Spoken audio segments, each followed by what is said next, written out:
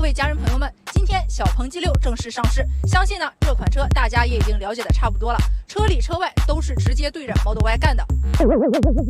而800伏快充也是小鹏 G6 的一大卖点之一，号称充电10分钟获得300公里的续航。而特斯拉的 V3 超充呢，在业内也是赫赫有名。那么咱们今天就找点乐子，叫来一辆 Model Y， 给大家做一个充电小测试吧。充电方案呢是这样的，我们这次直接拉满顶配，用两车各自在现阶段最快的快充，也就是小鹏的 S4 快充以及特斯拉的 V3 快充桩，同样充电15分钟，每隔1分钟记录电池 SOC 以及充电功率。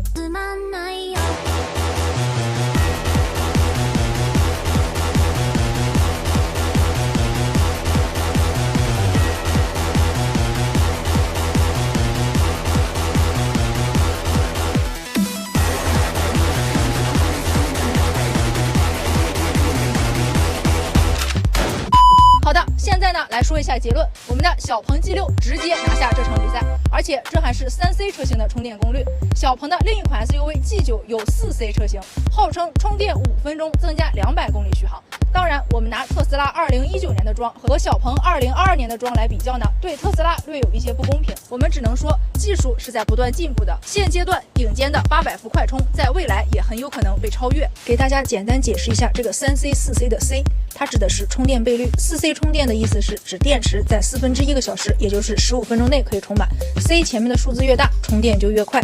顺便说一句，如果你是电动车新手，那可得了解这个知识。我们说这类快充桩最大功率可达到多少千瓦，可不是说从你插上枪从0充到100一直维持这个功率的，而是呈现一种电量越低功率越猛的状态。随着电量的升高，功率也会随之下降，并且旁边的车也会分流你的一些功率。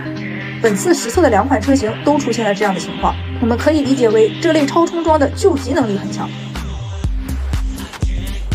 特斯拉的 V3 超充桩理论功率高达250千瓦，但是在实测过程中，我们发现只有在低电量区间内才能达到较高的功率。如果你在30%到80%这个快充区间充电，在旁边有一辆 Model Y 的情况下，实测功率最高在160左右。随着电量的增长，充电功率逐渐下降，15分钟结束时从36%充至66%，速度也算不错的。小鹏 G6 的充电曲线与 Model Y 类似，也是低电量高功率、高电量低功率的状态。同样在30%到80%的快充区间，与一台 P7 分流功率的情况下，它的实测峰值功率达到了近240千瓦，15分钟后从34%充到76%，这个速度可以说是非常的夸张了。以我们当时的情况为例，在 B2 插上枪，找到电梯上楼去个洗手间，再买个奶茶，基本就补到了80%。顺便说一句，我建议急性子的朋友不到80%的电量呢，直接走人，因为在电量达到80%后，充电功率有非常明显的下降。功率上来了，补能网络也得跟上。能看到，以我们所在的一线城市北京为例，特斯拉 V3 超充桩和小鹏 S4 超充桩的数量均不算特别多，但是充电网络的建设也并非一蹴而就，我们还是要给企业一些时间。好的，这个包含小鹏 G6 和 Model Y 充电小测试以及电动车充电知识科普的视频到这里就结束了。大家对于电动车以及补能还有什么问题，欢迎在评论区留言，我们下期见，拜拜。